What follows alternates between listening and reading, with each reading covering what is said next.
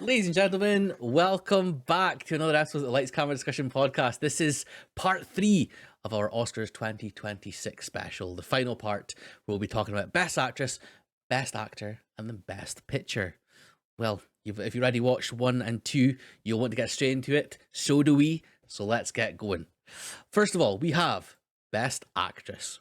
So the nominees are Jessie Buckley for Hamlet, Rose Byrne for If I Had Legs, I'd Kick You, Kate Hudson for Song Sung Blue, Renata Reinsve for Sentimental Value, and then Emma Stone for Begonia. Right, so first of all, Jessie Buckley in Hamlet. Todd, kick us off. If this isn't one of the maybe it's just because I was overly emotional watching the film both times, but if this isn't one of the best performances I've seen put to film, she's fantastic throughout, and she hits a lot of different notes. I love watching her, watching the kids do the performance. That for me is a highlight of the film, and I know it was improvised, but she's still on camera. She still knows that it's Roland. She still knows that she has to be that character, and I thought that was brilliant. But those last 10, maybe 15 minutes where she's watching the play, where she's watching Hamlet, and you see her go through every emotion that there is, like that level of sadness. Then there's the grief for a son, and then that joy of like knowing that he's all right, that like he's somewhere, and that she can live with that, and she sort of almost processed it. You fuck it, I like I say, I was the film hit me, and I thought it was a brilliant film until those last 15 minutes where I just I recommend it to everybody, and it's because of her performance. Like I say, we've talked about it already, and we'll talk about it in Best Picture. The whole film is fantastic, but this for me is up there with one of the best of all time. Maybe it's recency bias, I don't know, but I just loved it. I loved everything about it, and I struggled to talk about it mainly because of how impactful it was. Um, and I think I've tried to be analytical both times that I've watched it, and I can't be. I'm just like, do you know what I mean? Just crying and clapping the entire time. I thought she was phenomenal. Yeah, I totally agree. It's unbelievable from first minute till the end. From when she starts off as the kind of shy, reserved, um, person that um Paul Mescal's William Shakespeare latches his eyes onto, and then like the way she kind of uh like is drawn towards the forest, as her mother was born in the forest and all that sort of stuff. Like it's so like it's kind of a subtle film, a subtle performance, but it's also there's some really kind of big moments as well, which are like tonally absolutely perfect. Like um when she's like giving birth and stuff, and like some of the screams are it's almost inhuman, but it's like it draws you in completely with her, with how she feels in that moment. But yeah, I mean the big thing is right at the end that the her sort of the range of emotions that she goes through at the play, and when she reaches out for Hamlet's hand, it's a unbelievably moving performance from Jessie Buckley. And um when you're saying about the best of all time, I can't be like against that, because I think it is genuinely that special. It's like it's just an unbelievably moving performance, and yeah, I think is fantastic. Collie. Yeah, like no offense to the other nominees, but like why we started with Jessie Buckley, because there's literally nothing that the others have done that like touches what she did. And again, no disrespect, there's some great performances that we are going to discuss, including one which it seems to be getting slated a lot, but I really enjoyed. But yeah, just generationally, one of the best female performances, not even just female performances, Mhm. performances I've ever seen in a film. The layers from, like you were saying, the kind of naive, or not naive, but this kind of bashful, Mhm. you know, kind of performance when she's first being courted by Shakespeare, to that scream when she finds out that Hamnet has died. And I think she did that on the third take or something like that. They improvised that she had to do that. And there's been some discourse on film Twitter, which is an abomination of a place. I don't know why I interact with it. It annoys me every time I log on. But people are like, I don't get this. This is like shit acting. I don't know the context of this, but this looks shit to me. Like, why is she so upset? Blah, blah, blah, blah, blah. And then, like, there's this discourse about this final scene where they're like, why is she acting like a toddler? Why does she, like, as if she's never interacted with anybody in the outside world before? And why is she trying to touch the actors of this play and stuff like that? And you're like, well, if you actually pay attention to the film, you'll understand why she's so upset by it. She's lost a kid, for fuck's sake. And then secondly, like, she's never, as far as we're led to believe, and unless I can be corrected in it, I'm sure it said at one point that she's never left her little town or area or whatever that. So she's never been to London before, and she never really interacted with William when it comes to, like, when he was writing his plays and stuff like that. So she didn't know that he was writing this play to bring together his thoughts and feelings and heartbreak and devastation about losing his son and living away from his wife and his kids and all that kind of stuff. So I think that's why she acts that way. But people just can't be arsed even, like, giving it the time of day. Like, oh, all I've seen is this scene and I don't really understand it, so therefore I'm not going to watch the film.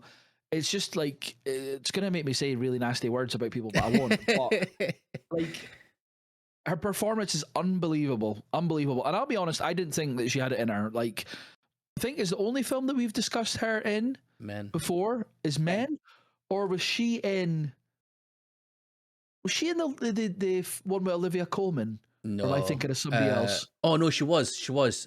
She Daughter was one.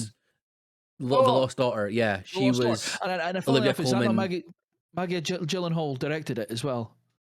I'm sure she directed that. Oh, did she? I'm not sure. Anyway, it's one of the few times that we've talked about her, but I'd never seen anything from her prior to this, that would lead me to believe that she would be able to act like this, and she blew me away. And I think that is the culmination of, you know, a great script, a great director, and just her performance. And there's a reason why she's won every award prior to this, because I think at Globes, Rose Byrne won, but that's because they were in different categories. Yeah, it's like drama and comedy and musical, isn't it, or something like that? Yeah, that's exactly it.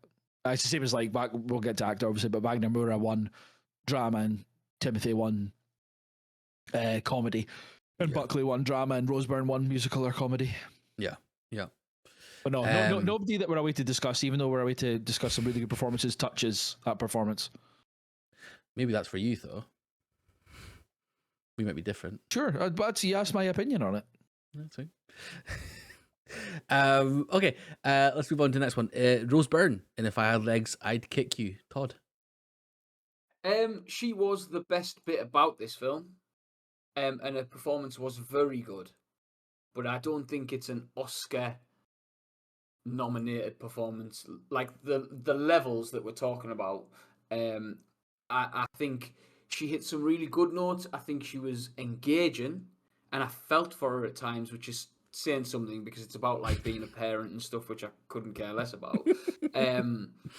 So she did a job, but I again, I rate Rose Byrne. I think she's a fantastic actress. I don't understand where the love for the performance comes from, and I think if you put this performance alongside other ones, I think it's nowhere near as strong. I think sometimes it sort of fell into the melodramatic a little bit, and maybe that's to do with my feelings. Is this the only time we'll talk about this film? It wasn't nominated. Yeah, I thought the film was really fucking stupid.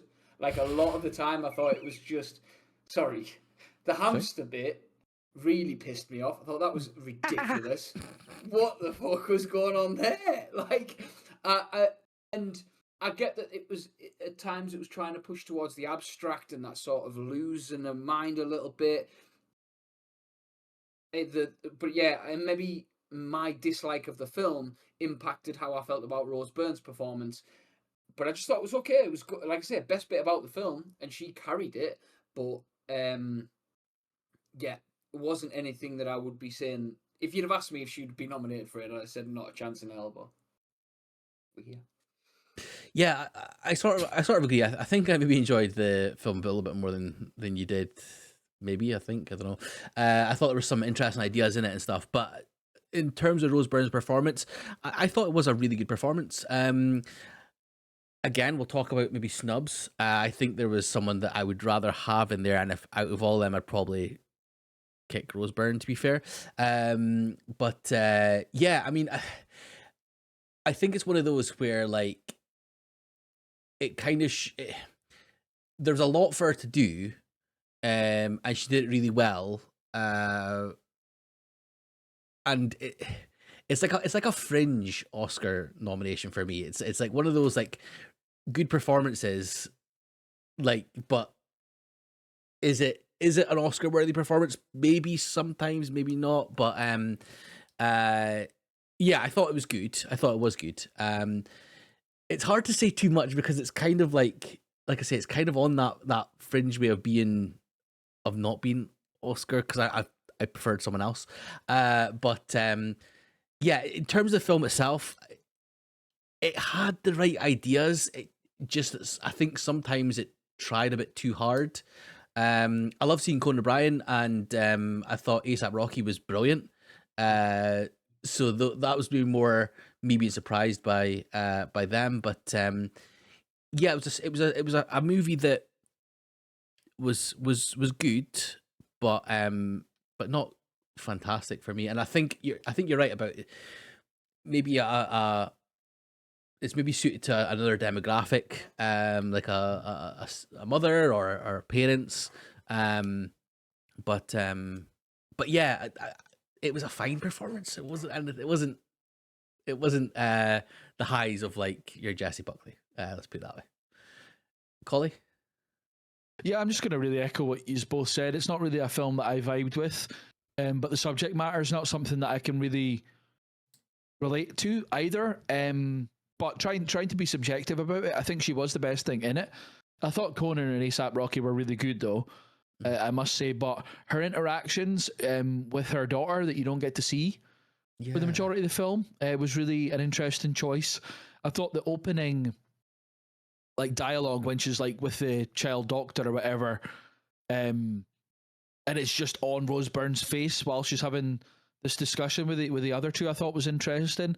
Her like meltdown in the doctor parent conference thing in front of all the other mums and stuff, I thought was quite interesting. I thought her like breakdowns / like maniacal bits and pieces were really good. I didn't think any of it was like I didn't roll my eyes or I didn't like dislike any of it. I just didn't really vibe with it. And then the whole light coming through the hole in the apartment kind of abstract kind of stuff, I didn't really follow that, and I didn't, to be honest, really click enough with the film to bother looking into it anymore. Maybe that's doing it a disservice, but yeah, solid film in terms of performances.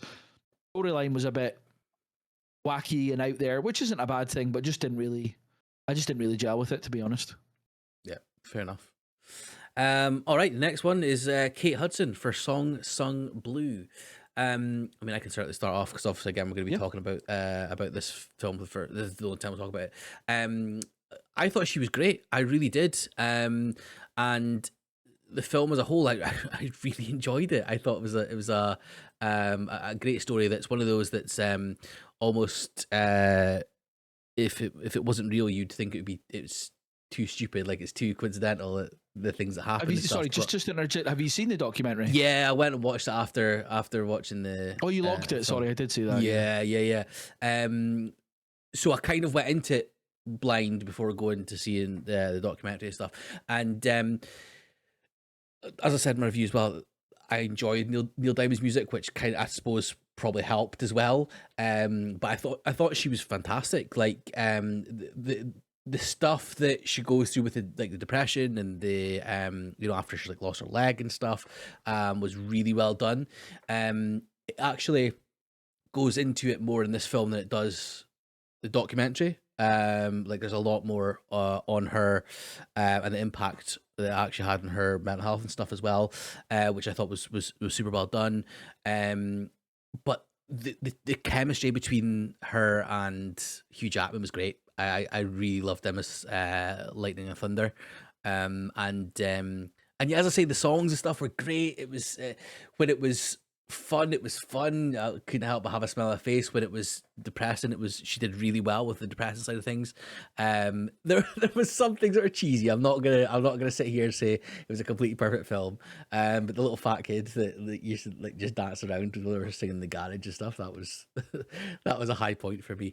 What do you mean, but her yeah, son? yeah. Yeah, Little fat kid. and he's in the I documentary didn't as think well. he was fat. Well, he's fat in the documentary, Okay. but he's in the documentary as well. He's Fucking a hell. funny little guy. But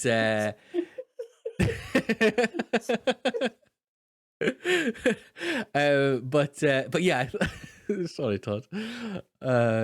I thought her performance was really really good, and one of those that I think it had enough that it was different. Is Todd all right? Yeah, I think you've killed him off, to be honest. Sorry, Todd. Yeah, it was like out of the two of them, it was definitely the step above. Because well, I think she had more to do, to be perfectly honest.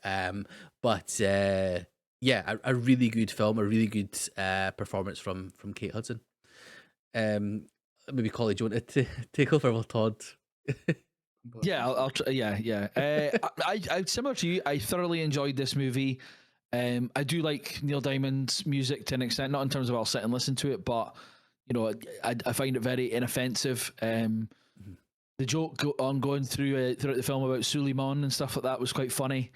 How they got to play that at the end and stuff as well it was a good laugh. In terms of purely her performance, before I talk about the rest of the film, really, I thought she was brilliant. I thought it was a really like, not to be patronized, but like a mature performance. It showed the aspects of depression after, you know, being in a freak, like not even a freak accident, but just a terrible accident and losing your leg, and you know, the waking up and the falling out of the bed because she forgot, to the falling out with Mike and stuff because she was accusing him of like going out and like enjoying life and stuff while she was essentially like sofa and bedridden and stuff. Was really was heartbreaking. But I think what shone through for me more than the more obvious, you know, oh, I'm sad, like really good acting in terms of that, but it was the joy that she had on the stage and performing.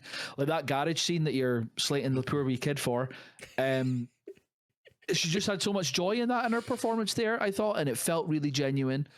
This is the one that I seem to think like everyone seems to be like, oh, why is she nominated? And other people should have been nominated ahead of her, which is possible, but I just feel like people just think that this is so far below the other performances. And out with Buckley, like I don't think it is. I think it's just different. I think the film is probably the least Oscar-ish kind of film. It's a bit cheesy, it's a bit silly.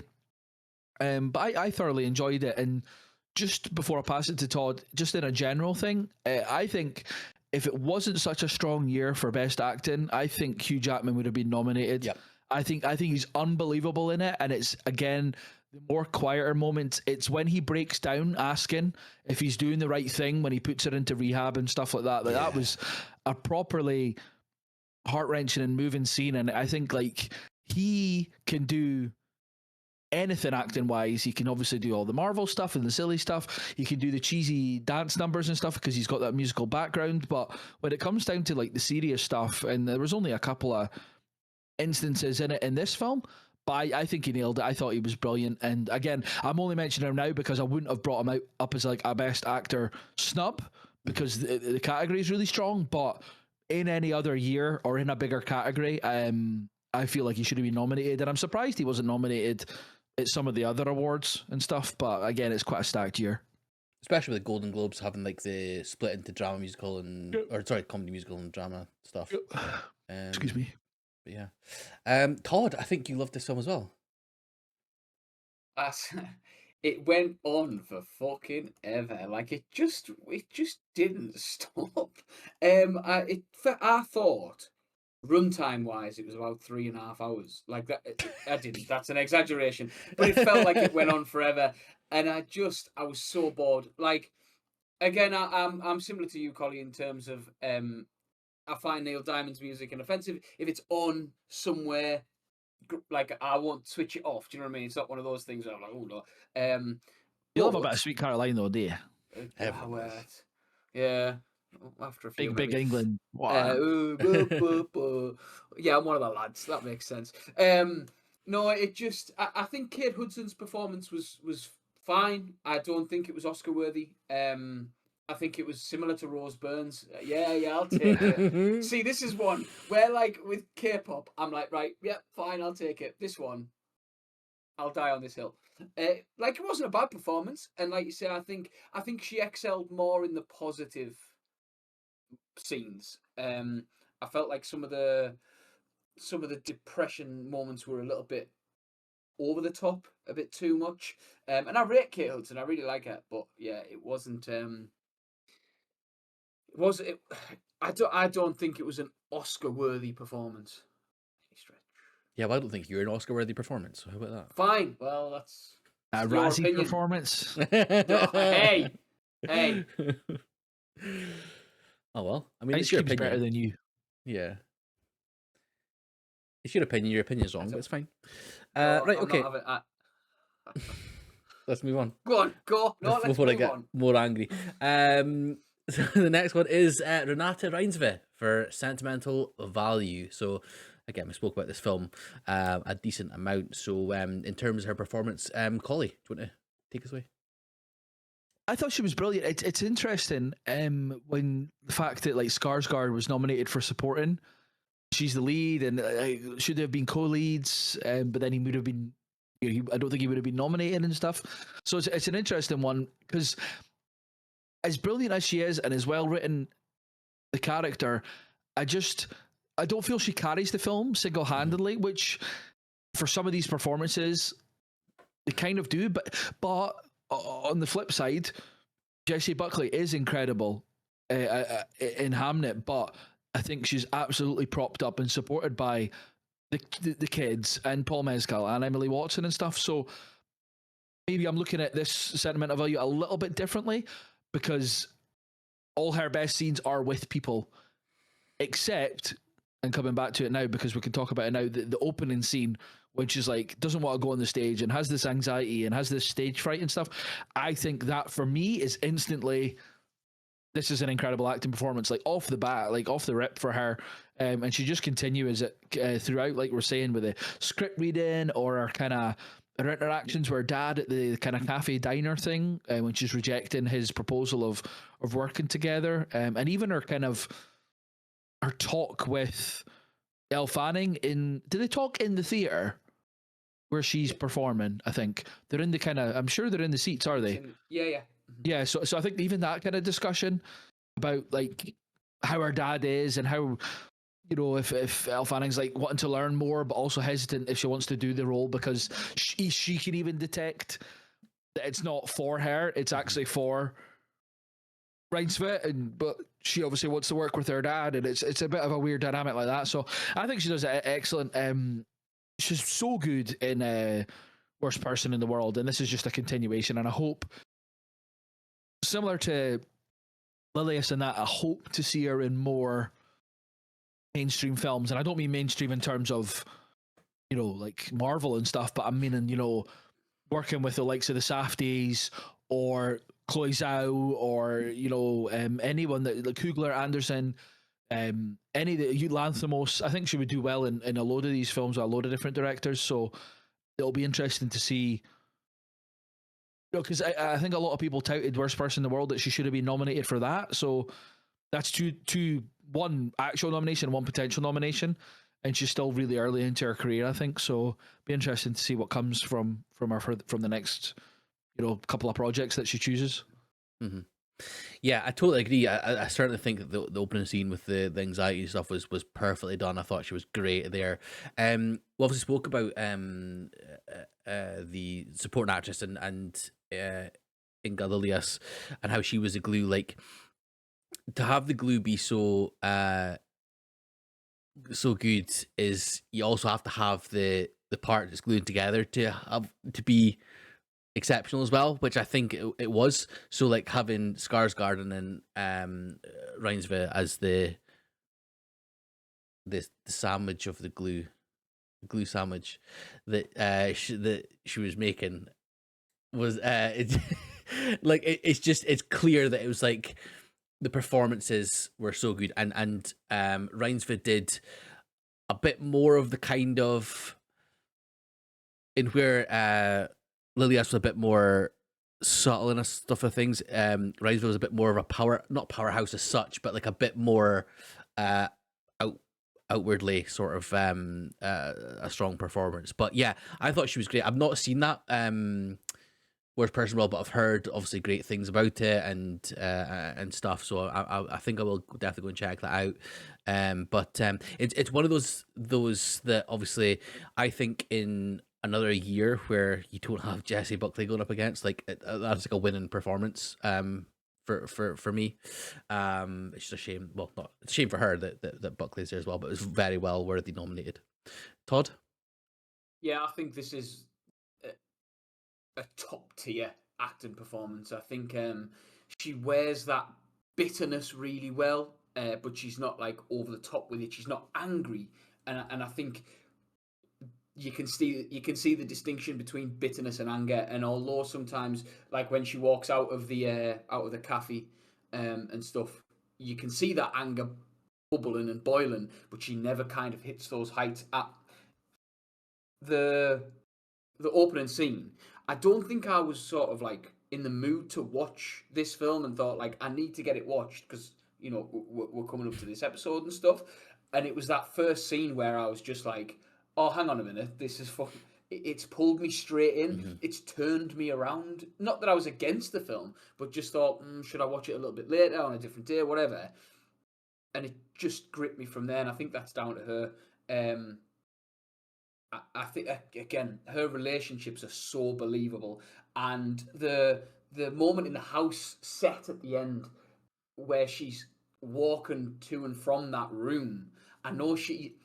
How do you, as an actor, how do you act as an actor making a film like that? Is so good. Like, and again, you felt how personal that film was to her. You felt how all those emotions that we've seen through the film in that one final scene, and I just thought, again, like you say, for her, it's devastating that Buckley is in this category because I think she was in with a chance any other year. Absolutely. All right. On to the final one in Best Actress, Emma Stone for Begonia. I'll kick this one off if you don't mind. I think it's a great performance as well. Like there's so much that she does. From being, are we going to spoil it? Are we able? What do you think? Should we talk about like in the ending and stuff as well, or? 100%. Yeah, okay, that's fine. Because going from like the sort of stuffy corporate CEO, who is like, trying to say her lines for the training video, and then to the sort of almost helpless prisoner to Jesse Plemons and his cousin, to then obviously at the end this like ruler of alien or like a queen of aliens and stuff. Like it's a batshit crazy like film, obviously, which we'll talk about more. But her performance like matches that every step of the way. Like when it's serious and real worldy, she's great at that side of things. But when it goes off the rails, she's phenomenal at that as well. When there's the sort of click where she turns into which is broken free from his restraints, and then she's asking like, how much of us have you captured and blah blah blah. Like you still think you're still like, is she just playing here? Is she kind of leading them on a little bit and stuff? And it's not until they actually realize that that she is part of this alien race and stuff that like it retroactively becomes an even more impressive kind of turn from her. I thought it was it was a really great, really layered performance. Collie? I mean, Emma Stone's just got to be one of the goats. You know what I mean? In Yeah. terms of from her generation or any generation, she's unbelievable. And like I was hinting at before with Begonia, like this for me is similar to what we're saying about a few people, like especially directors at the moment. But for me, like this is the culmination of everything that I've wanted to see from a Yorgos film. In terms of like Kinds of Kindness was amazing, but I just don't think it landed for me. And Poor Things was amazing, but there was a few things that just weren't perfect for me. Whereas this, I think the icing on the cake was the twist.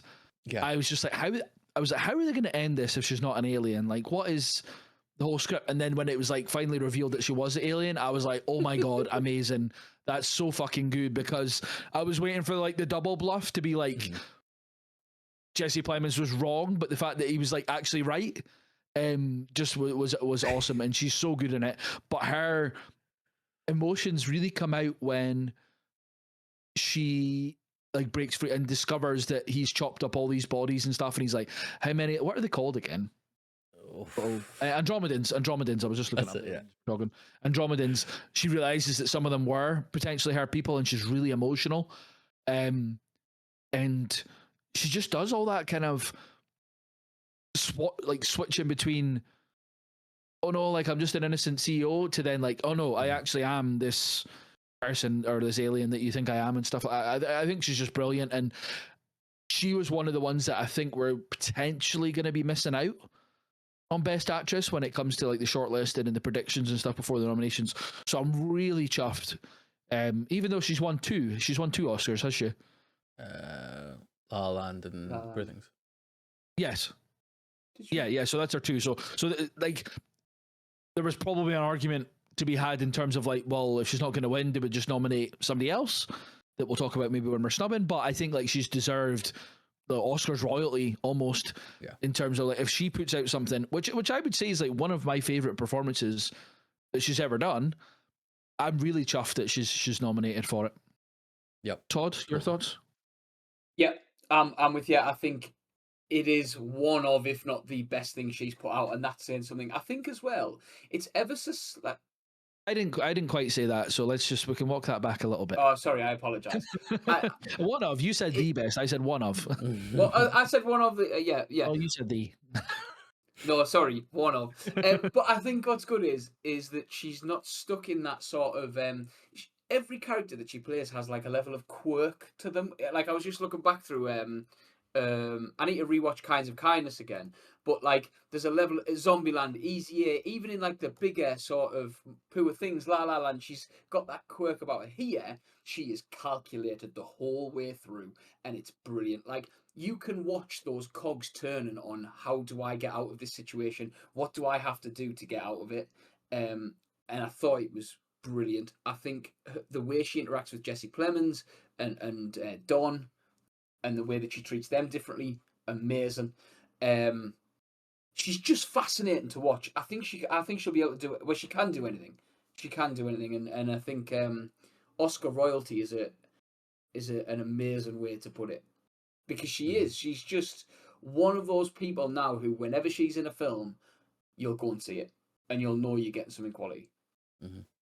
Just looking back as well, just on the back of her, it was a two wins for La La Land and Poor Things, but she's been nominated 5 times as well. So like for Birdman and The Favourite, she was actress in supporting role, and then obviously this as well. So Birdman, La La Land, The Favourite, Poor Things, Begonia. Like that's crazy. Like it's just what, mid-30s? So she's 37, I think. Is she 37? No. But yeah, you're right. 3 being Yorgos as well. Insane. Yeah, fantastic. Right, okay. Want and think to win. Collie? Want and think Jessie Buckley. Fair enough. Todd, you'll be different, I think. Yeah. I was looking at Kate Hudson and want and think Jessie Buckley. Yeah, same for me. It's gotta be. Well, that was easy. Yeah. Snubs, any honorable mentions? Todd, do you have any? I saw a film called Dragonfly with Andrea Riseborough in it. So we've talked about Andrea Riseborough. She was in To Leslie, we talked about last year, and I thought she was brilliant in that. It helps that she's she's a Geordie, which is nice. She's from around our way. But she was amazing. She plays like this sort of almost chavvy lassie who lives next door to this older woman, and it's the film is phenomenal, but her performance is brilliant. And Saja Kalani, who was in the voice of Hindu Rajab, that blew me. That was amazing. That blew me away. And she was amazing in that. So they will be my two replacements as such. My two snubs.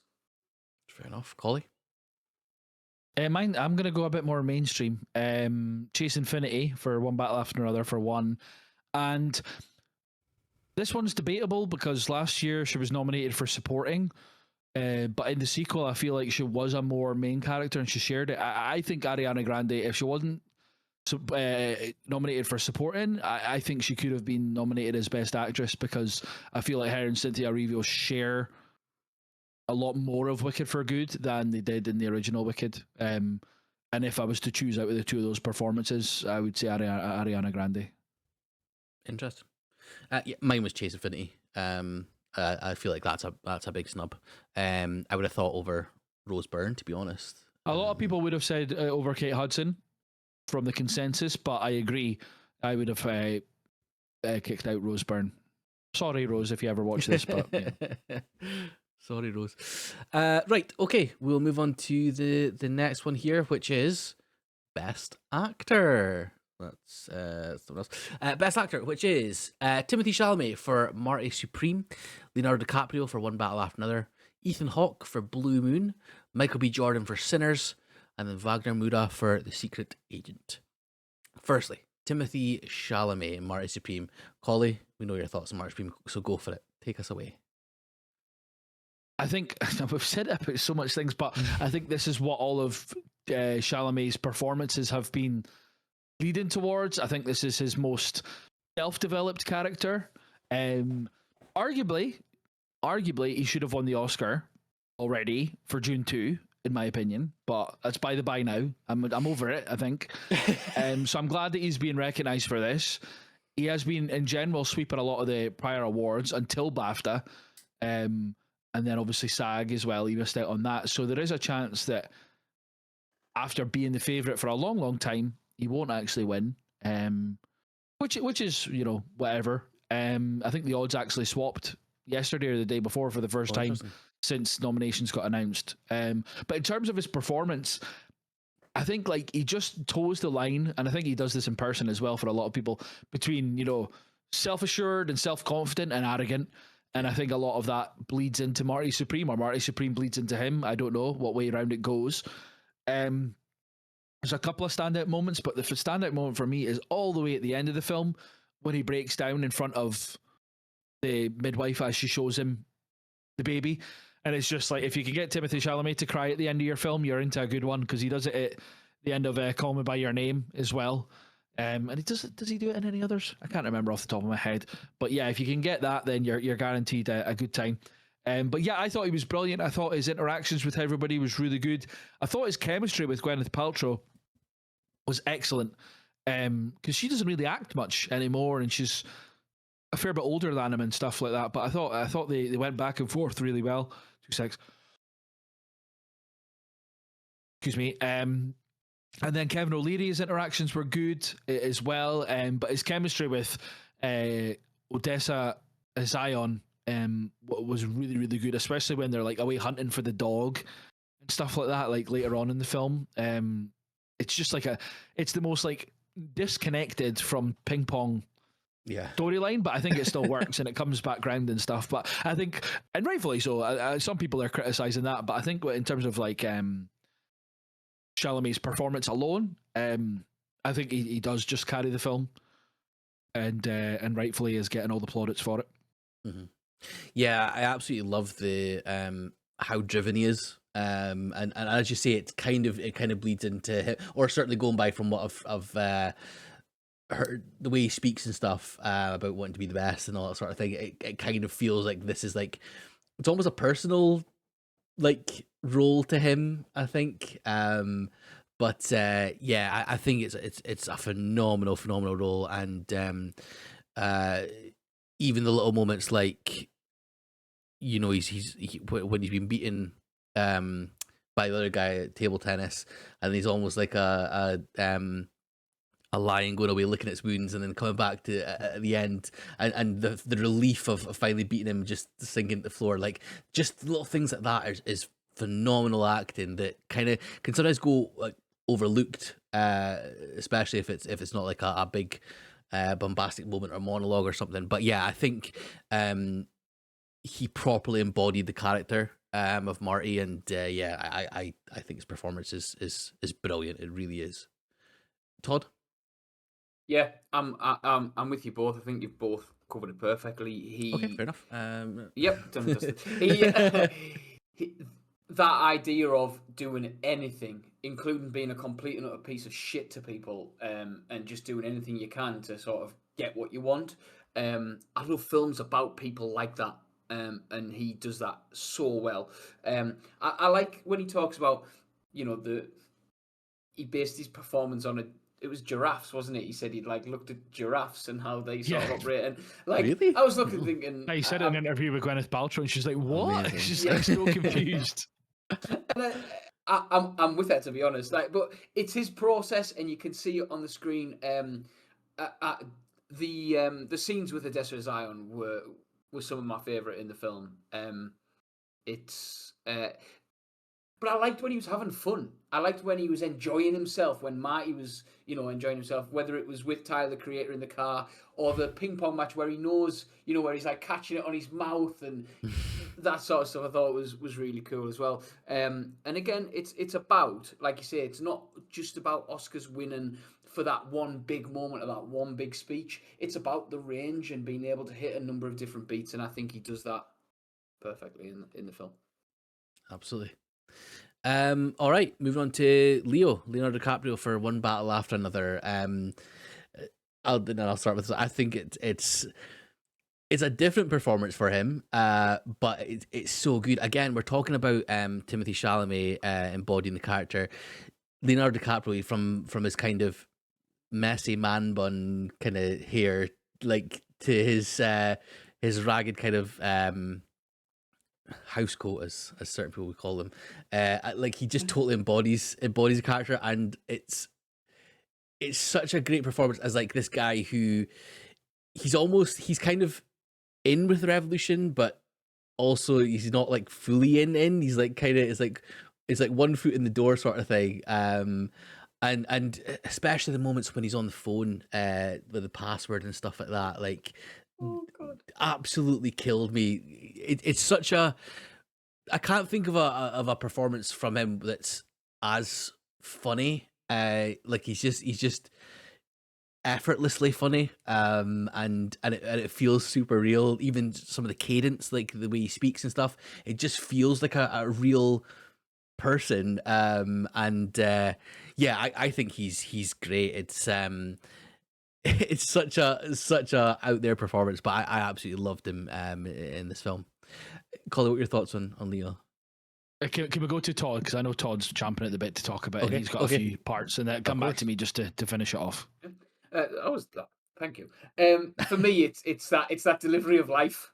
That's why I passed it to you, because I knew you got to talk about this. Yeah, it's literally. I don't think I'll ever be able to hear the word said properly again. But just that, like you say, I haven't seen Leo do this before, and that life is it's out of nowhere, but it's not just that. There's a number of different things, and It's I know not just one word. no, one word performance, Oscar win. But I know there's certain bits, Corey, that you want to touch on, but even the Viva la Revolution, when he's like running down the corridor screaming, "Thank you, Sensei, thank you," and then turns around and does the Viva la Revolution. But I don't like. The comedy bits are the best bits of his character, but I just love like the desperation when Tiana Taylor's character's leaving and he's got the baby and he's like, we're a family, we've got to be a family type thing. I love that. His interaction with Chase Infinity's friends as well, I thought was wonderful. About well, first off, with Chase Infinity, about are they, are them, like, he's trying and he wants to learn, and he's a dad just doing his best type thing in a weird situation. For me, I don't know if it's his best performance. It's certainly one of my favorite Leo performances, which is saying something because the guy just churns out gold. Like he is just, again, when you talk about royalty, he is that royalty, and he was phenomenal. Cheers, Colin. Go on. Collie. I mean, yeah, he's unbelievable, and I came out the film just being like, oh well, there we go. That's Leo's away to get his second Oscar. PTA is getting his Oscar, Best Picture, blah blah blah blah. Sean Penn supporting, Taylor chasing, like it's going to sweep it. And I'm kind of gutted that it didn't stay like that. But as soon as I come out of Marty Supreme, it was that Barry Keoghan from Banshees of Inisherin, and oh well, there goes that dream kind of thing. And I'm not bitter about it because I love Chalamet. But Leo's. No, it's not a hot take, but Leo's one of my guys. You know what I mean? I always want him to do well. I was super excited for him to be working with PTA, and I think the combination of those two and Bob is kind of the character that they've formed together is just one of those lightning in a bottle things. I think you're meaning Todd when he pulls up in the car and he speaks to the guys in Spanish and then does the whistle. Yeah. It's the most perfect, pitch perfect whistle ever and stuff. And yeah, it's just.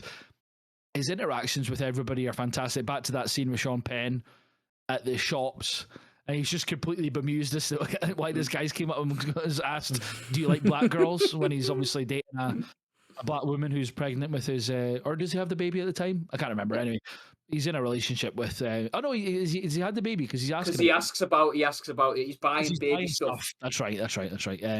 But no, it's all the way through, and the stuff with the phone.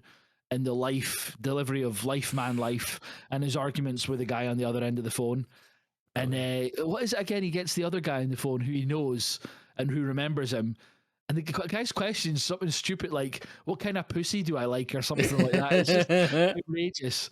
And then the other guy comes back to the phone and is like really sheepish and apology and stuff like that. But he's just brilliant. And I'm so glad that he's at least getting recognised and being nominated if he's not going to win it. Absolutely. Okay, on to the next one, which is Ethan Hawke for Blue Moon. Collie, do you want to start us off? Yeah, absolutely. So, always been a fan of Ethan Hawke from Training Day all the way through to is it not Insidious? What was the one he was in? Sinister and stuff like that. He's got a very diversified back catalogue, and then he went into Black Phone and stuff like that in terms of the movies that he's been in. And then even I really enjoyed him in Moon Knight. He was the bad guy in Moon Knight, was he? Yeah. So he does do a lot of variety of stuff. And for this, it was, again, working with Linklater, who's this is either their 9th film together and they're away to do their 10th, or this was their 10th, I can't remember. But him and Linklater obviously work really well together. And this is the only time we're going to talk about this film. So his performance was very, very good. I think overall the film was very good as well in terms of just the script was super tight and it was very wordy, but it flowed really nicely. I just didn't really care about what he was doing and what the outcome was going to be. And he obviously was never going to get with Margaret Qualley. And it was just this delusions of, and then it's the whole like, is he gay? Is he not gay after the conversation with her? But even that's hinted at earlier on when it's funny. Again, my mate Mark, who I went to see Hamnet and stuff with, like, he really liked Blue Moon, but he liked it and rated it the same as me. But like, he's just obsessed with like Ethan Hawke's so good in it. I'm like, well, spoiler alert, but if there's anyone that I was going to kick out the best actor category, it would be him. And he's like, oh, I don't know about that. And then he sends me like the reels on Instagram of like the Academy are pushing, this is your nominee for best actor, and it's some other bit. I was like, oh, why are they not sharing the discussion about the half erect penis being the most exciting thing in the world? He's like, oh, I don't know. I was like, yeah, that was some amount of like amazing acting and script writing there. He's like, oh, maybe not. So just silly little things like that. Like, just it seemed so out the blue and so out of like sync with the rest of it. But I thought his discussion, like his interactions with Andrew Scott, were excellent. And then when he has that big sequence in the dressing room or whatever, when they're sitting down with him and Margaret Qualley, I think he is excellent in it. But I think in what is a very stacked category, and when we come to snubs, there's a few that have missed out. It's certainly the weakest out of the category for me personally, but that's not taken much away from what is a very, method performance. Ethan Hawke's obviously went full hog into it. And Todd, I'll let you describe how he went method with it from your review of Hamnet last night. But yeah, a performance I thoroughly enjoyed, but one of those movies I'm unlikely to ever go back in and watch unless I'm doing a Linklater episode with you guys, or I want to just watch his, because I watched the Beyond trilogy this year for last year. I think it was tail end last year for the first time, and it was unbelievable. Like, he's unbelievable in it as well, but it's just, this film just wasn't really for me. Mm-hmm. Well, Todd, do you want to take it away? I suggested that Ethan Hawke put his knees in his shoes and put a bald cap on, and that was him done. I thought it was fine. I thought the film was okay. It bored me at times. I think the conversations were solid enough, and I think what Ethan Hawke did with those conversations were interesting enough. I didn't like the character, and not from like a villain standpoint where like you're supposed to dislike them. I found him to be like, as in, I wouldn't hold a conversation with this man. I would want to get out of a conversation as quickly as I possibly could, which I'm sure is how a lot of people feel about me when I'm I was going to say, now you know how we feel. Yeah, I could see you from cooking something up, so I thought I'd get in there early doors. It felt like with it being like one location and just conversation, I felt like I needed more from a lot of people. I agree. I think the conversations between him and Andrew Scott and that kind of relationship, or the breakdown of, or that attempt to rebuild was interesting and done well. It's not a film I'll think about again, and I think that's something when we talk about Oscar performances, I won't be going back to it. And I won't be thinking about it again. So yeah, it was fine. It wasn't any. I'd definitely be kicking him out of the. I'm not entirely sure who for. No, but I'd definitely be kicking him out of the category. Yeah, it's fair. I totally get your point of views. It felt more like a play than a film. And I'm guessing that was obviously a choice because he was obviously like a playwright or whatever it was that he did. I really like the banter between him and Bobby Cannavale, the bartender. Like, I really liked that sort of stuff, and the piano player as well. I thought that was probably the most interesting. I think when the other ones came in, it got a little bit muddied, but certainly I enjoyed the more simple aspect of it. It's a very heavy film, not in like necessarily like the subject matter or anything, but this sounds so like simple, but the amount of words there were, and like the way that he spoke as well. Like, there was obviously, he used a lot of like metaphors and allegories and stuff, and it was quite fast as well. So I think you've got to be kind of tuned into it, and if you're not, then it can easily go over your head. A lot of it I think did go over my head, and I am a simple man, but yeah, I did enjoy it though. I thought the performance was good. I'm with you guys. I think if there's any, it's going to be removed from there, it's probably him. And I like Ethan Hawke as well. But yeah, it was one of those films that I wouldn't have watched otherwise. So I'm almost glad it's there, so I could say that I watched it and gave it a go and stuff. Yeah, I'm glad Ethan Hawke's getting a nomination, but as I say, I think it's a bit of a weaker film. But yeah, it's good he's getting a nomination because I like him, basically. Moving on to the next one then, is Mr. Michael B. Jordan for Sinners. Again, I'll quickly start off if you don't mind. For me, it was and I've seen this on film Twitter as well. He played two characters, and people think that's like Oscar worthy. But the way that he played them, sorry, I seen one retort to that being like, well, Robert Pattinson played over 17 Nickies, so let's get him nominated. But yeah, I mean, the two characters and the kind of the way that they're the same but so different as well, I think was a really interesting way. And in fact, I mean, he technically plays three, I suppose, because he's then the vampire version of him as well. So, oh, cool. but yeah, no, I the obviously he's got to do so much in this film, as I say, with the brothers and stuff, but even the emotional kind of moments and things where once kind of the dust is all settled and as I spoke about with Wunmi Masaku at the end as well, when he's basically accepted his fate, like those moments were great as well. Even the sort of like prologue, is it a prologue comes after the film? Epilogue, thank you. Epilogue. Where they meet up with young preacher, old preacher boy at the bar, and you kind of he almost like hints at like he's gonna, or you kind of think he's gonna like kill him and stuff, but he obviously doesn't. But he kind of gives him that sort of the whole thing about how he can keep him, alive and things. But then when they speak about if he enjoyed that night, and he was like saying it was the best, the last time he saw his brother and stuff like that, those moments are just like, again, so like more subtle than the big bombastic kind of fight scenes and stuff, and but are so moving as well. So yeah, I mean, I love this performance. I think it's great. And we spoke about obviously Coogler, but this is them coming together and just absolutely smashing out the park. But yeah, I think Michael B. Jordan's fantastic. Collie? I thought he was excellent, and the differentiation between the two characters was definitely there, not just like physically, but in terms of like line delivery or tone and stuff like that.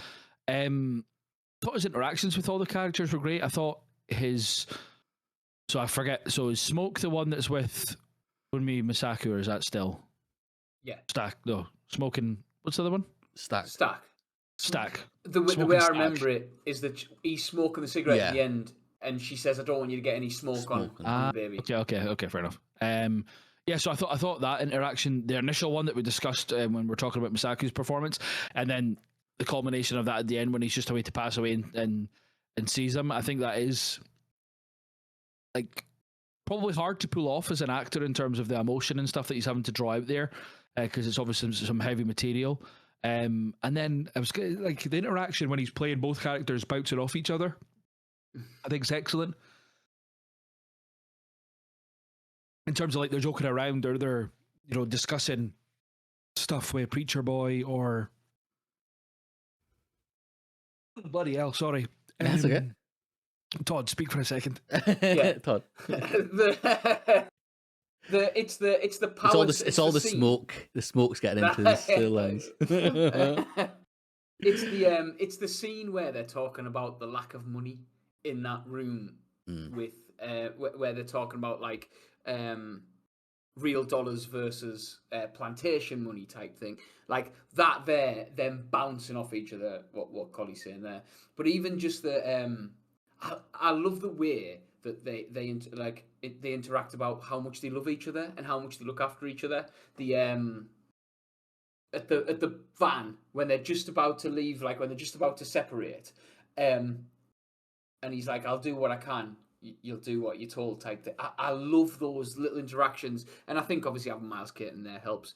But again, he hits the comedy. The comedy bits about I bet. Where when he shoots him in the town and the lad starts running away and he says, "Where you going?" Because I bet this bullet will get there quicker. Amazing stuff like that really works. But yeah, I think the development as well, particularly of Smoke, because obviously Stack it gets turned early-ish doors. I think that development and that change of Smoke that he has to be a little bit more caring was fantastic as well. Go on, Collie. Yep. Yeah, it's interesting because like obviously they're twins, but Smoke just seems to be a bit more mature, and Stack seems to be the more reckless one, which is kind of where he's ended up with Haley Steinfeld, whereas Smoke's ended up with the more mature Masaku and stuff like that. So even though they're the same age, obviously being twins, there's definitely a maturity level, and I think he displays that in both his performances of them. Absolutely. Okay, and then finally, we have Wagner Moura in The Secret Agent. Obviously, Secret Agent we'll speak about in Best Picture as well. So the performance specifically, Todd, do you want to kick us off? Yeah, I just think it's again career best for Wagamura. I think he was amazing in Civil War, and the more I watch that film, the more I fall in love with him as a his character and as an actor. But in this, I think he's so subtle. You see him trying to figure out what's happening in the world, and I think after what was it called? I'm Still Here. Was it I'm Still Here last year? Yes. Yeah. Set in a similar time period where you see those people disappearing, and I think watching that film helped me appreciate this more and helped me appreciate this performance more. If that makes sense, I think I get a lot more from it, and I get a lot more of where Wagamura's character's coming from.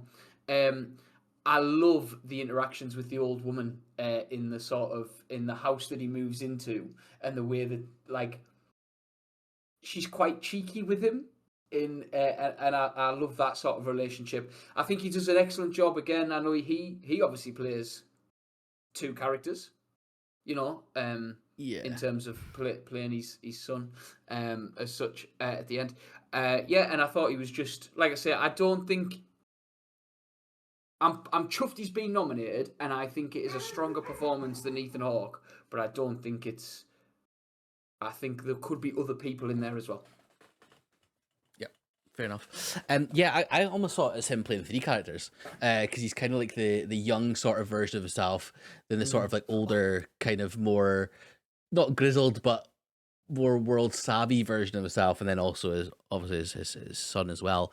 We'll get into my thoughts on the film when we get to Best Picture. But I enjoyed his performance. I think again, to be able to play yourself and or someone else over different eras and different decades is a commendable skill. I think it takes a lot to do that.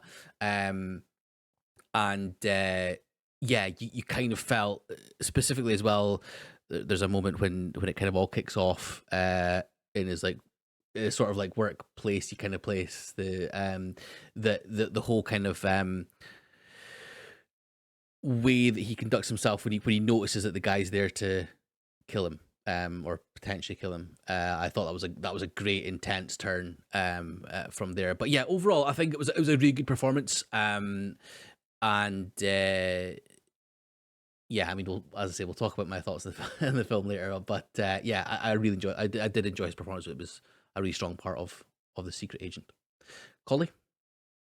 Yeah, I think you guys have kind of touched on all that I wanted to discuss in terms of the playing the same character in two different parts of his life and then playing his son.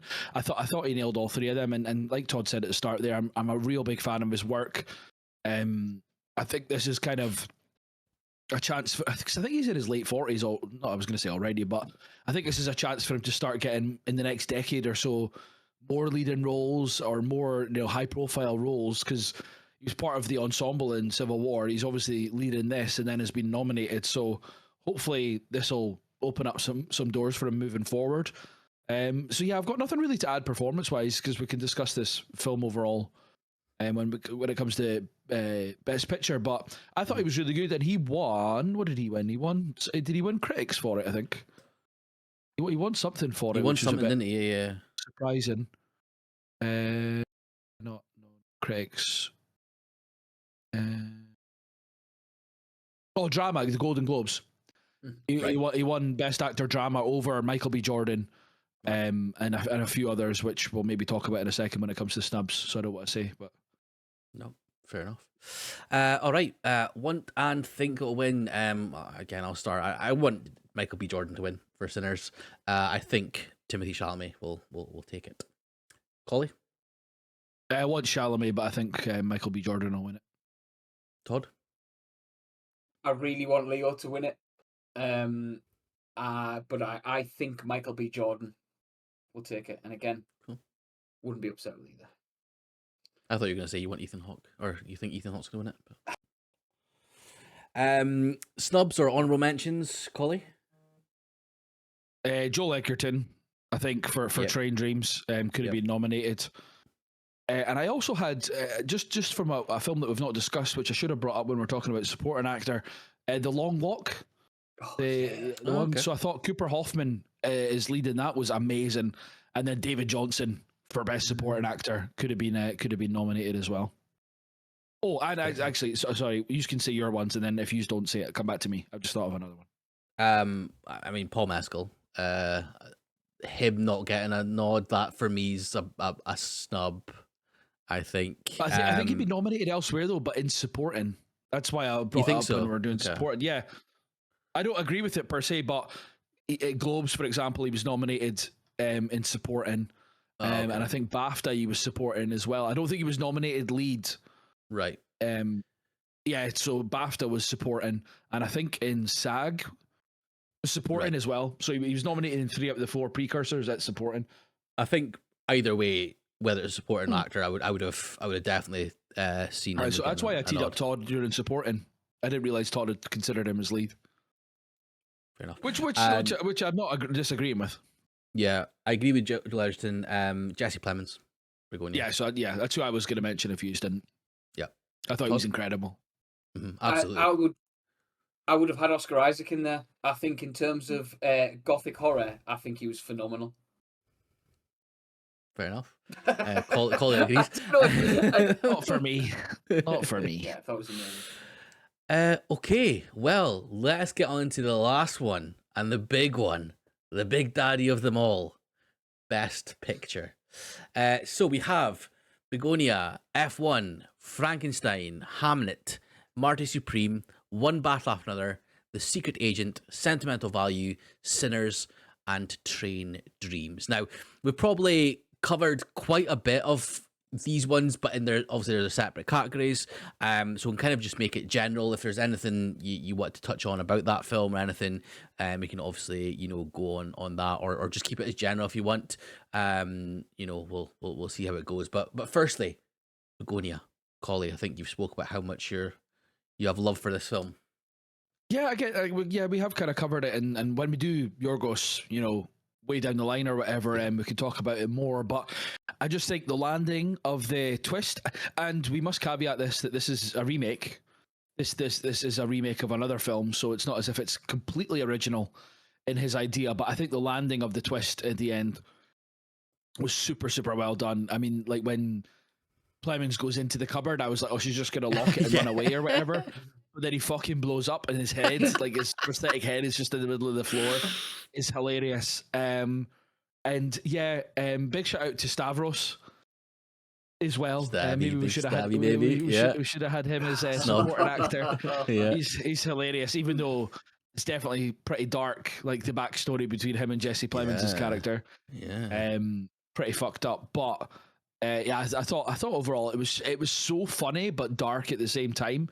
And I just think for me, I can't remember if I said this earlier, but in terms of accessibility, I think it's one of Lanthimos' most accessible films. Even with the ending as well, I totally agree. Yeah. I think as well the sort of like the dark undertones of what had potentially happened to Jesse Plemons and his previous sort of issues that he'd had. I think that again almost misdirects you to the thing as well. How it could easily be him being dragged down a path of what's the word, like being totally invested in like these kind of conspiracy theories and stuff that you think that he's obviously just had like a mental breakdown or whatever and stuff, but then for it to end up being real at the end is great. But yeah, no, I totally agree. I think it's probably his most A to B kind of film, but then when it finishes off at C, it's gone to Z at that point, or Z at that point. Alicia Silverstone as well, by the way, is his mum. Yeah. I didn't realise on first watch it was her, and then afterwards when I was looking it up, it was I see that it was her. Yeah, but fantastic film. I adored it, and I think I might watch it again soon. Todd? Yeah, it was brilliant. Like I say, that twist ending is, and I was similar in that when I'm sat in the cinema going, how are they going to end this? How does this end? Because she's not an alien. Because the whole film is, although it's wild, it's grounded. Yeah, it's about this guy who's being sort of indoctrinated on the internet, is a serial killer because he's murdered all these people. How does it end? And it obviously ends like that. I thought Aidan Delbus as Don. he's not. This isn't a best supporting actor performance, but I just thought in terms of like, it's his first feature length film, and he was fantastic. I thought like the right level of vulnerable alongside Emma Stone. Like I say, Yorgos is on a different wavelength to everybody else. He's mental, but in the best way, in the nicest way possible, because that creativity brings out stories like this that I didn't realize it was I've just googled the film as well, so I didn't realize it was a remake. So I'll be seeking that out at some point in the future. It's a Korean film or something like that. I think. Yeah. Save the Green Planet, South Korean. Mental. All right, F1. Todd, thoughts on F1? Yeah, I have never watched an F1 race in my life. It is not something I've ever been interested in. I know a number of the drivers through like stuff on the internet and things like that, but that is it. And honestly, this film, I haven't followed up on it, surprise, surprise. But I was like, I'm watching F1. I'm going to watch every season of Drive to Survive. I'm in. Because I do think it does such a good job of bringing people who have no interest or have no information into why they're making these decisions without it just being exposition. Like they're very clever. Obviously, Curry Condon, best supporting actress winner, is in it and has my heart. But I think performance-wise, everybody does a fantastic job. I think it's intense. And at first, I was kind of surprised that it was nominated, but the more I talk about it, the more I'm like assured that it should be here. It's maybe not as strong as some of the other because it's such a belter year, but like I'm pleased that it got nominated. Really am. Mm-hmm. Yeah, I think it'll get comparisons to Top Gun Maverick. We've kind of touched on that a bit as well, and it's obviously the same director and stuff. And it definitely feels like the Top Gun Maverick of this year, which is like a big film, not necessarily an award winner, but like one that had audiences, engaged and seated and stuff. But I really enjoyed it. I thought I was the same as yourself, Todd. I don't really watch F1, but I thought it was a really good film, really engaging film, and some of the sequences were fantastic, especially in the cars. Collie, Mr. IMAX. Yeah, I think I spoke on it earlier. I loved it. I've been on and off an F1 fan, and funnily enough, Todd, this season started this morning, so you've missed the first race of this year already. I'll start again next year. You've got a year to prepare. But no, I thought it was good. I thought Brad Pitt was amazing in it, to be honest. And the young guy playing JP as well. I forget his name. I don't have it open at the moment. I thought he was excellent. Damson Idris. Damson Idris, yeah, the very man. I thought he was really, really good as this kind of young, cocky upstart, but it's kind of got the formulaic, kind of, master, apprentice, like first driver, second driver kind of thing. But it's got enough twists and turns in it in terms of like when he crashes, it's because he wasn't listening to Brad Pitt, for example, and all the beef with his mom and his agent or his cousin or whatever trying to pull him away. I think it could have done without the Kerry Condon Brad Pitt romance. I didn't really see the necessity of that, but that was like fine. I thought Javier Bardem as the team owner was good as well.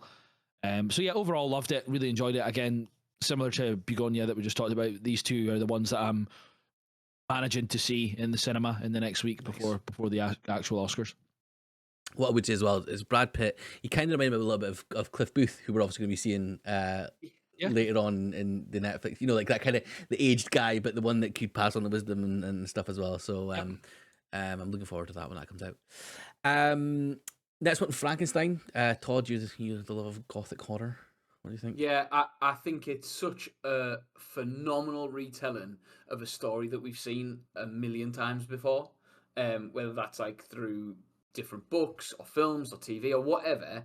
I think it does such a great job of it, and I loved that he stuck with his vision. I think there's always that risk of when you go through a studio like Netflix that you might not get what you want, but Del Toro is the man. Like, he knows what he's doing. He knows how to create a phenomenal monster that is different to any other. Like I say, we're used to. I think a lot of the questions when I've talked to like, especially like kids at work who've only seen Frankenstein through like little bits and pieces, have been like, well, why isn't he green?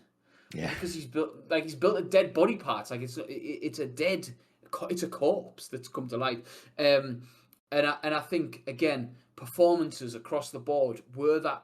I hate like the melodramatic over the top, but I love that that's how it is presented because it is gothic horror, and because it goes down that Victorian route. I think as a culmination of things like makeup, costume, music, set, it is just a phenomenal film. Like I say, grateful that I got to see it on the big screen. Yeah. Yeah, I mean, it's a good film. And I spoke about obviously the kind of Jacob Elordi and the cinematography and stuff as well. I did think it was a little bit bloated. It was one of those films that I think maybe could have been cut a little bit. But yeah, I mean, it totally lends itself to Del Toro's kind of sensibilities. Like that's what he does, you know, the gothic horror side of things. Just as I say, maybe a little bit long. What I would say is see the wolves. Like, they looked horrendous. Absolutely horrendous. That almost took me out of it. Like, it was pretty bad. But again, you know, we spoke about Elordi and stuff like that as well. There was a lot in it to enjoy, and it was a good film. It was obviously really well made. But it definitely had some issues for me. Collie? Yeah, just echoing a bit of both for what you've just said in terms of I do feel it is a bit bloated, and it is kind of, you know, the GDT style over substance thing for me. But I think it's because it's a story that I'm semi-familiar with, and because of the performance of Elordi especially, and Mia Goth, I think it did, you know, land it for me personally. I didn't really like Oscar Isaac in it, to be honest. I know you said, Todd, that you'd have thought he could have maybe been nominated for Best Actor, and fair enough. I do think he's a good actor in general, but I just didn't really... I don't know, I just didn't really vibe with him in this, to be honest. I think he was just overshadowed a little bit by Elordi and Mia Goth, to be honest, and I thought Christoph Waltz was good as well. Yeah, absolutely. Okay, well, on to the next one, which is... Oh, no, Todd, you spoke, didn't you? I started, yeah. Yeah, of course, sorry. I zone out when Todd speaks, you know what I mean? Fine, it's understandable. Hamnet, again, we've kind of spoke about it quite a bit, to be perfectly honest. Is one of those that's been nominated a fair bit. Yeah, absolutely phenomenal film for me. So much full of heart, so much full of incredible performances that was spoken about, and one of those that is different as well in the kind of story that it tells, yeah, not much to say that I haven't already spoke about, because it is a really, really good film. It's one of those that I was hopeful for before I saw it, because it was just kind of around about the time that we spoke about Chloe Zhao as well. But it kind of exceeded expectations that I had, certainly when I watched it. Collie? Yeah, I mean, kind of what we've spoken about it already in terms of Chloe Zhao coming back to her roots almost, working with a cast which is a mix of experienced actors and newer actors in terms of, you know, the children. Because I thought the daughter was the twin with Hamnet, and then the elder daughter, I thought they were all really good as well, as was Emily Watson, and even I can't remember his name off the top of my head, but Agnes's brother. I thought he was really good in the kind of the starting sequence when it comes to, you know, they find out that they're together and then she's pregnant and stuff like that. He's actually like the overseer of their family, even though the dad's still about. And then it's obviously him that travels to London with her towards the end of the film. But yeah, just a very moving film, but I think it deserves all the emotional beats along the way. I don't feel manipulated at all throughout. I think it's a lovely yet devastating story, and obviously Buckley's performance is just kind of the topper on it all. Absolutely. Todd? Yeah, just one of the things I didn't say before that I know me and Collie talked about when, like, I literally, I didn't realise when I walked into it what it was about. I'd seen a trailer and had heard somebody saying, I'm looking for William Shakespeare. I didn't realize that Mescal was playing Shakespeare. So to me, it was kind of is it, isn't it type thing as well. Because like I said, you don't really hear his name until quite far into the film, which I thought was a really nice touch. Because I'm not like, I appreciate Shakespeare, but it's not something I'm enamored by any stretch of the imagination. And I think, again, it just grips you from the start. Hamnet walking. I think Hamnet on the stage, one of the last things I'll say about just performance-wise, when he's crying and he's lost after he's died, or when he's dying, sorry, and he throws it up and sees the bird above his head, I thought that was devastating. But that last scene will live on for a very long time. Absolutely. All right, next one, Marty Supreme, Collie. Yeah, I mean, thoroughly enjoyed it. I think, did I see it? I seen it on Boxing Day. Did it come out on Boxing Day? Or Christmas Day, wasn't it? I think it was. Yeah, but I think there was no cinema open here on Christmas Day. So yeah, so Boxing Day I think was the first time that I seen it, and I think I seen it back to back from what I remember, or at least that was what my intention was. And I've enjoyed it every time that I've watched it. I think, again, back to the Safdie thing, I think it is a very Safdie-esque movie. I wonder if they'll ever stray away from that. I'm not sure. It works for me, but it would be cool to see if he does anything different in the future. Chalamet carries the film, but the supporting cast are right there with him. Adesso Zion, be interested to see what she does next, for example. And even stuff like Tyler. It's interesting that two of the good ensemble performances this year are, hip hop artists or rap artists, being Tyler and then ASAP Rocky and If I Had Legs as well. I think it's ASAP Rocky that's in the Odyssey.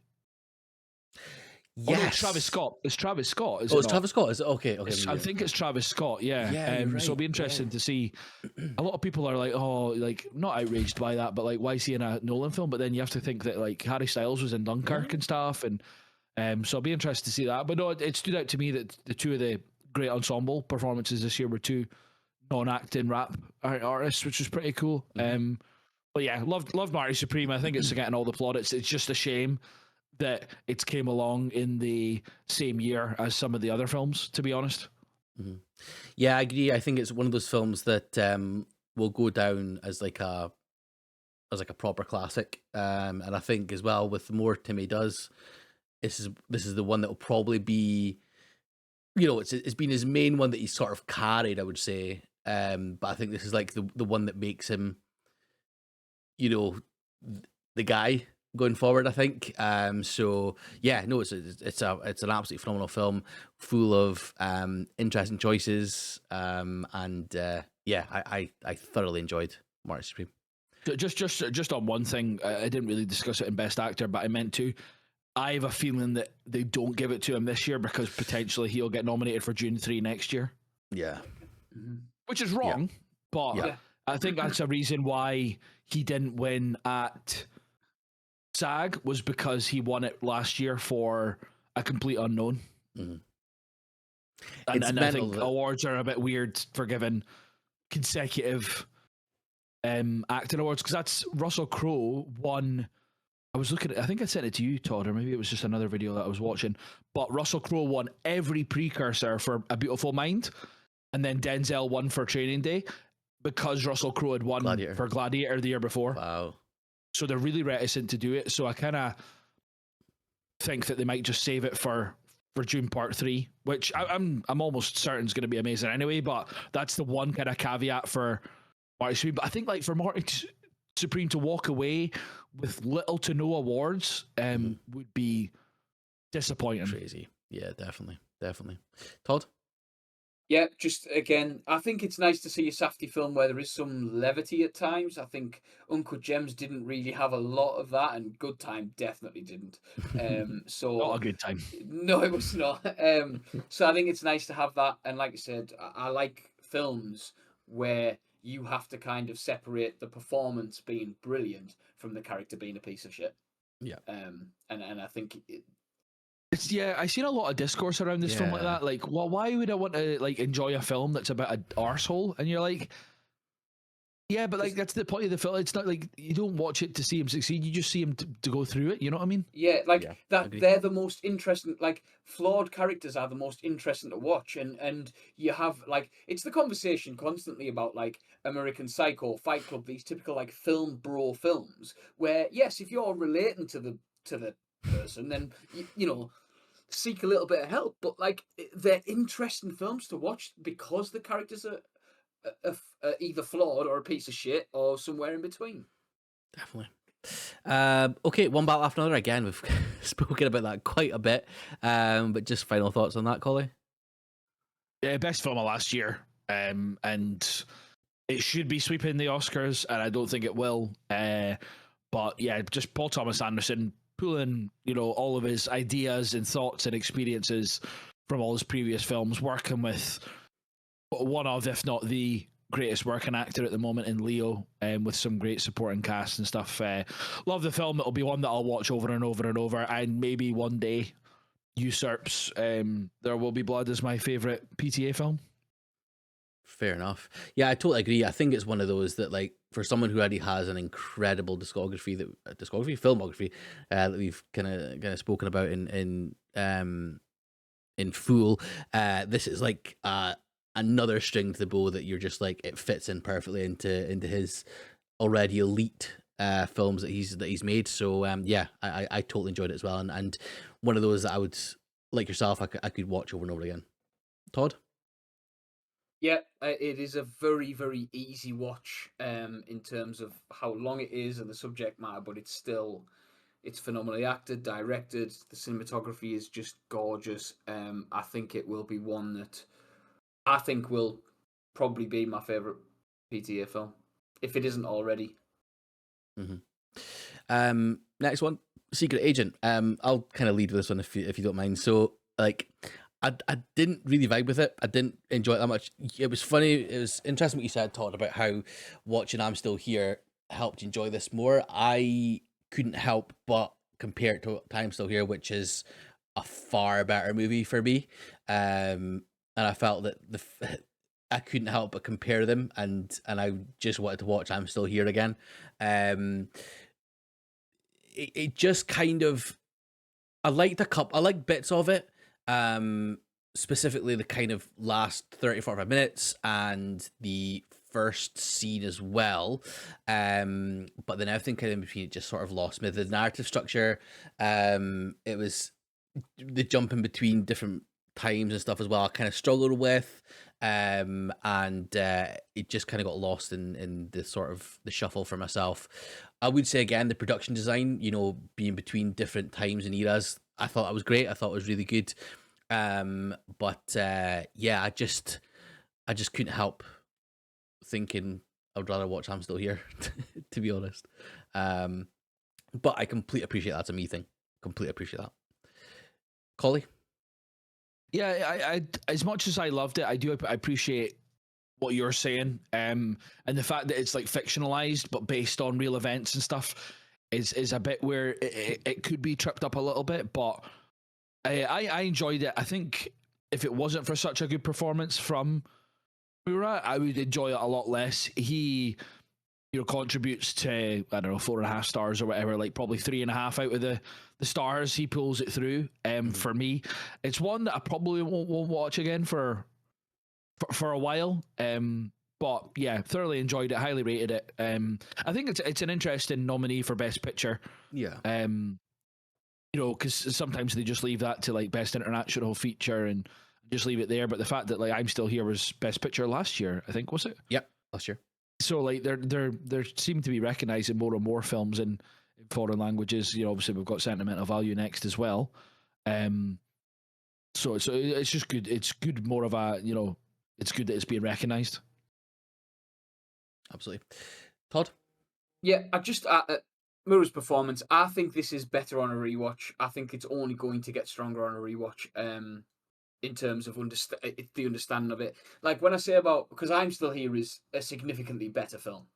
Like that for me is one of the standout films that we've talked about. Yeah, I think. But it added that context that maybe this film didn't give me in terms of like how people go missing and what happens when they're there type thing, which I thought was, you know, it is a really interesting part.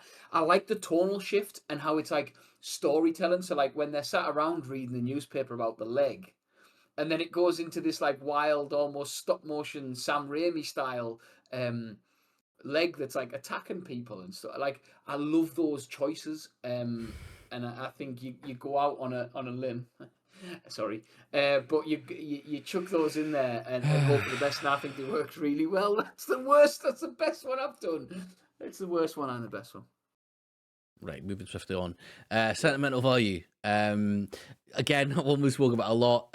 Driven by the performances. It's for me, it was a really good film, and the way that the performances kind of lifted up even higher was the most important part for myself. There's nothing flashy, I would say. I think the best part is the performances, and that for me makes it such a good film. Again, not much I can talk about because we spoke about it a lot. But Collie, any general thoughts? I know more just like a sharing of my experience when I went to see it. I went to see this, and then I went to see The Housemaid straight after, and I just sat through the whole The Housemaid raging at like how good of a film Sentimental Value was compared to shite like that. Yeah, Housemaid made something like 400 million or something like that. And fair play to them because it's absolute trash, but it just solidified to me like how good performances and good script and good direction can, you know, make you feel watching a film. Not necessarily make you feel in terms of like sad or anything like that, but just you can just become completely enthralled with the story, which is how I felt when I watched Sentimental Value. Yep. Todd? Yeah, we've covered it so much, and like I said, and I'll keep saying, it was such a surprise. It came out of nowhere in terms of the performances and what it was like, just the synopsis in general. But is one that I will revisit regularly, I think. Good stuff. All right, and then moving on to now what we spoke loads about is Sinners. I mean, the fact that it's in my top 4 of all time kind of says what I think about this film. I think it's an absolute beast of a film. I've already watched it a couple of times, and yeah, I absolutely love it. And I think it's one of those that just gets better and better on rewatches. And I could rewatch it until the cows come home. It's a incredible film. Collie? I mean, we spoke a lot on it. I think it is deserving of all the nominations it got. You know, we haven't spoke about it, but 16 nominations, the record by 2. I think it was 14 previously. 2. Yeah. It'll be interesting to see how many they actually get. But yeah, I think, you know, Coogler, his thought process behind it is kind of reasons for doing it.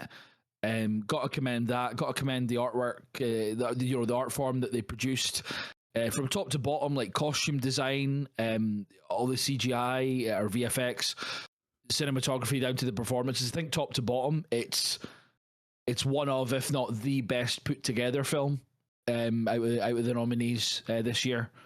And yeah, I thoroughly enjoyed it. It'll be one that I'll watch over and over. Not quite till the cows come home, but until I'm tired. Until the sheep come home. Well, that's you up north. That's not me down here anymore. Todd? Yeah, was in my top 4 for a period, for a short time. Is my favourite film of last year in terms of just sheer enjoyment. It's such a good time, but it's also so thoughtful. I can't say much more about it, and obviously we'll have opportunity to talk about it, I'm sure. But yeah, brilliant film. Saved us. And then finally, Train Dreams. Again, we've kind of touched on it with the cinematography side of things, but you know, we spoke about how Joel Edgerton was sort of potentially snubbed, or at least could have been in an honourable mention there. A great film that is easy accessible on Netflix. So you know, if you're watching, listening to this, and have Netflix, please give it a watch. It's you know, I think it's just over an hour and a half kind of thing. It's a phenomenal film, beautiful film, and there's a lot of that it speaks to as well. You know, there's a lot of grief, there's a lot of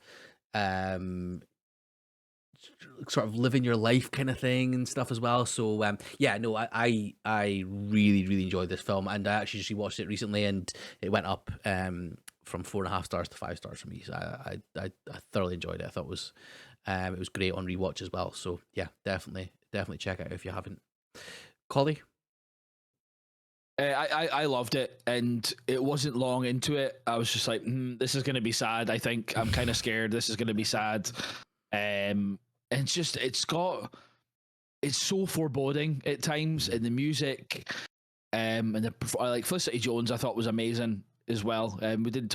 It's one of those ones that I wouldn't have maybe bumped her into supporting actress because she's not in it too much, but yeah, she does a great job. And William H Macy, like you were saying, in supporting actor as well. Yeah, just a really fucking depressing movie, but it's one of those ones that I'll watch over and over. I think. I think just again the kind of dedication and the care for how it's shot, and the actor performances. Kerry Condon as well appears as well. Yeah.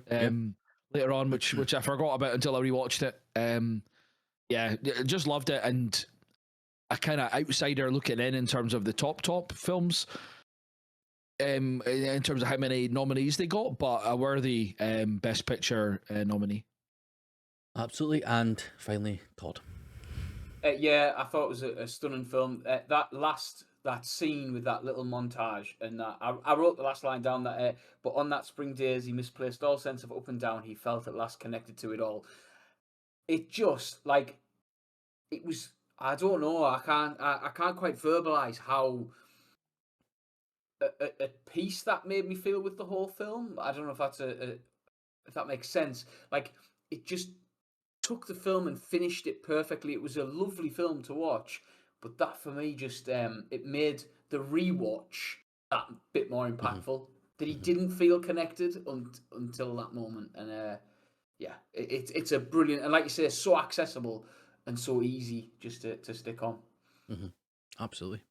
Okay, and finally, want to and think will win. I want Sinners to win. I think One Battle After Another will get it. Collie? I want One Battle After Another, but I think Sinners will win it. And Todd? I'm with you, Massey. I want Sinners to win it, but I think One Battle takes it. Fair enough. And just finally, did you get around to ranking the best pictures, guys? Yeah. Yep. Collie, do you want to take us first? Go 10 to 1. 10 to 1, yeah, absolutely. So Frankenstein, Secret Agent, Sinners, Train Dreams, Begonia, Sentimental Value, F1, Hamnet, Marty Supreme, and One Battle After Another. Good stuff.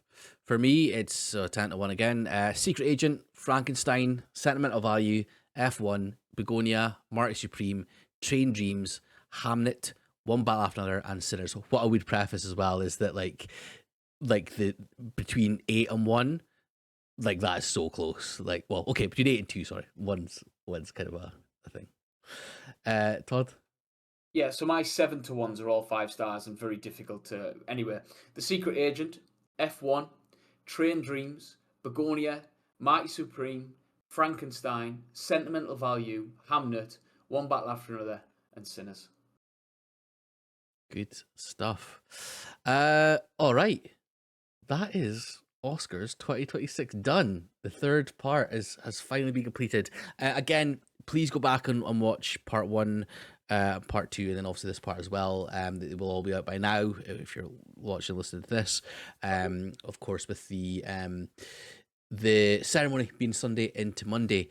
But for ourselves, we get back to sort of the normal business where we speak about directors.